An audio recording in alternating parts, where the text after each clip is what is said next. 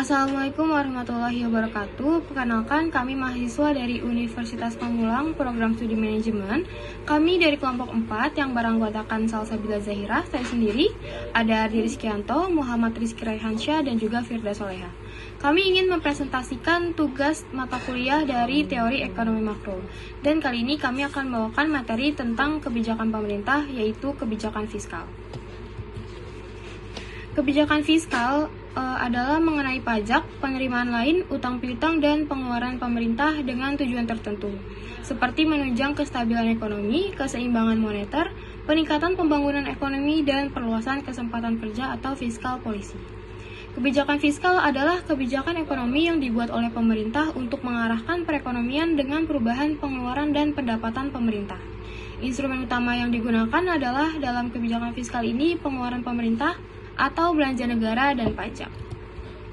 Nah, pajak merupakan instrumen fiskal yang digunakan untuk membiayai pembangunan.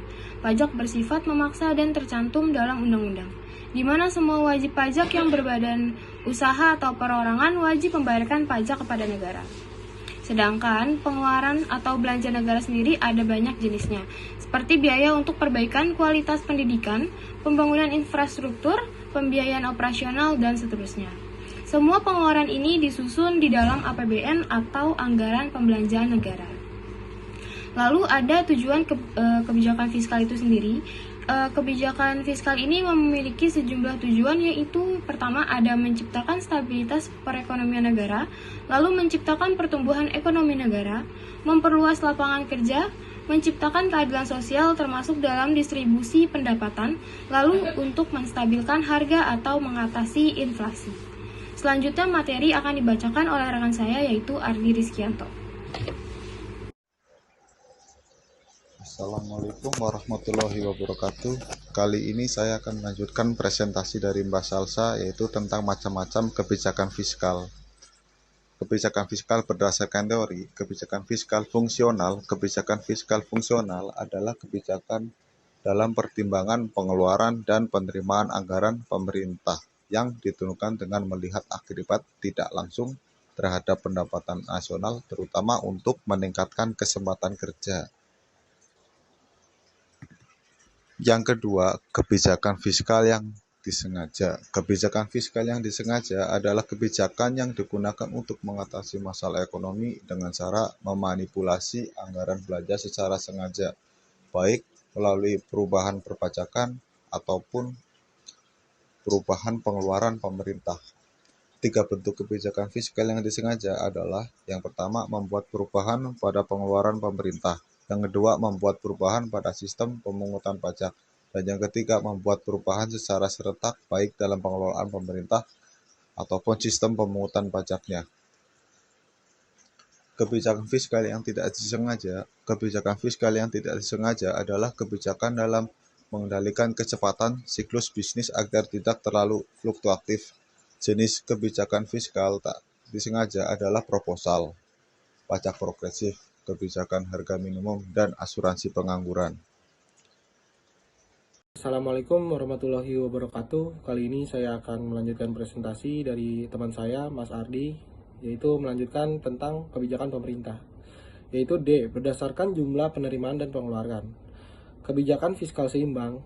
Kebijakan fiskal seimbang adalah kebijakan yang membuat penerimaan dan pengeluaran menjadi seimbang atau tidak sama jumlahnya. Dampak positif dari kebijakan ini adalah negara jadi tidak usah meminjam sejumlah dana, baik dari dalam negeri maupun luar negeri. Namun, dampak negatifnya adalah kondisi perekonomian negara bisa terpuruk jika ekonomi negara sedang dalam kondisi yang tidak menguntungkan. Kebijakan fiskal surplus. Dalam kebijakan ini, jumlah pendapatan harus lebih tinggi dibandingkan dengan pengeluaran. Kebijakan ini merupakan cara untuk menghindari inflasi. Selanjutnya, kebijakan fiskal defisit. Kebijakan fiskal defisit merupakan kebijakan yang berlawanan dengan kebijakan surplus. Kebijakan fiskal defisit mampu mengatasi kelesuan dan depresi pertumbuhan perekonomian yang merupakan kelebihan dari kebijakan ini. Sedangkan kekurangannya adalah negara selalu dalam kondisi defisit. Selanjutnya ada kebijakan fiskal dinamis. Kebijakan fiskal ini menyediakan pendapatan yang bisa digunakan oleh pemerintah dalam pemenuhan kebutuhannya yang terus bertambah seiring berjalannya waktu. Selanjutnya, penggolongan kebijakan fiskal. Kebijakan fiskal ekspansif adalah kebijakan yang dilakukan perekonomian mengalami penurunan daya beli masyarakat dan jumlah penganggurannya yang tinggi, yakni dengan cara meningkatkan belanja negara dan menurunkan tingkat pajak. Kebijakan fiskal kontraktif, sebaliknya, kebijakan fiskal jenis ini merupakan kebijakan yang dilakukan untuk membuat pemasukan lebih besar dibandingkan pengeluarannya, dengan cara menurunkan tingkat belanja negara dan meningkatkan tingkat pajak. Hal ini bertujuan untuk menurunkan daya beli masyarakat sekaligus mengatasi inflasi. Kebijakan ini termasuk jarang digunakan dan akan dikeluarkan pada saat kondisi perekonomian mengalami ekspansi yang memanas atau overheating untuk menentukan permintaan. Selanjutnya akan dibacakan oleh teman saya yaitu Firda. Terima kasih. Baiklah, saya akan melanjutkan penjelasan materi dari rekan saya. Selanjutnya yaitu instrumen kebijakan fiskal. Instrumen kebijakan fiskal terbagi menjadi 4 bagian, yaitu yang pertama kebijakan perpajakan. Kebijakan perpajakan ini berkaitan erat dengan amandemen baru dalam hal pajak langsung maupun tidak langsung. Kebijakan fiskal perpajakan merupakan salah satu instrumen kebijakan yang memiliki otoritas publik yang kuat dan mempengaruhi perubahan pendapatan, investasi, dan konsumsi. Pemerintah akan membuat kebijakan perpajakan secara progresif setelah menganalisa efek dari peningkatan maupun penurunan pajak. Kebijakan yang kedua yaitu kebijakan pengeluaran pemerintah.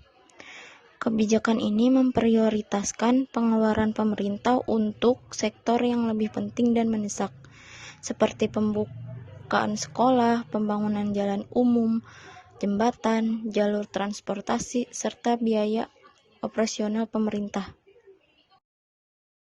Selanjutnya yaitu kebijakan yang ketiga, yaitu kebijakan pembiayaan defisit. Kebijakan ini merupakan instrumen kebijakan yang dikeluarkan apabila pemerintah mengalami defisit atau jumlah pengeluaran lebih besar dibandingkan pendapatan. Salah satu caranya bisa dengan mengeluarkan mata uang baru dari bank sentral negara.